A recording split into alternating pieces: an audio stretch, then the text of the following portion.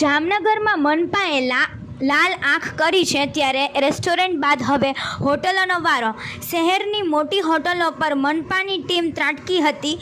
હોટલોમાં ચેકિંગની કાર્યવાહી હાથ ધરી ભૂગર્ભ ગટરની સફાઈ ઉપરાંત ન્યુસન્સ, ફૂડ, શોપ અને ફાયર એનઓસી ચેક કરવામાં આવ્યા હતા, જેમાં કસૂરવાર સામે દંડો પણ ઉગમાયો હતો.